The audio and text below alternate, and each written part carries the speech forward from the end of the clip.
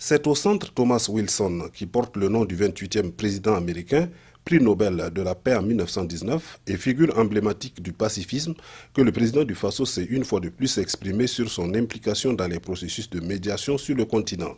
Blaise Compaoré y a réaffirmé l'importance de la confiance, de la cohésion, du compromis et du dialogue comme valeur essentielle dans les actions de médiation. On dit souvent dans nos villages que lorsque deux adultes se battent pour une somme d'argent, c'est parce qu'il y a un qui veut plus de la moitié.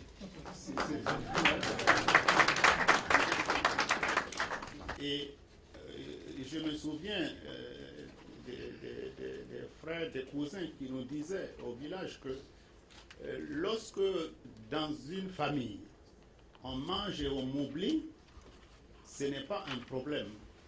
Mais lorsqu'on parle des problèmes de la famille sans moi, c'est ça le problème le plus grave pour moi.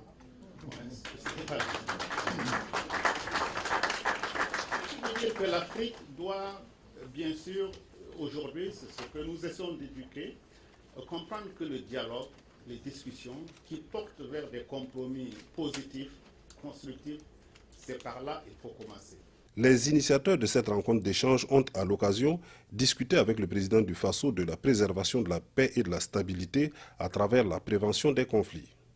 I don't have to be satisfied on the substance of that conference. I'm satisfied with his actions. Actions speak louder than words. L'action parle plus fort que la parole. Je n'ai pas à être satisfait de la substance de sa conférence, mais nous sommes satisfaits de son action en Afrique pour la consolidation de la paix. Des questions relatives à la situation sécuritaire sur le continent ont été évoquées au cours de cette conférence.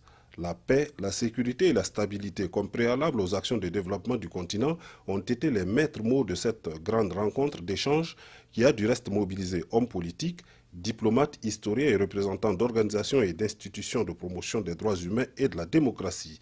Le président du Faso a une fois de plus été honoré par des prix en reconnaissance à ses efforts de recherche de la paix à travers le monde.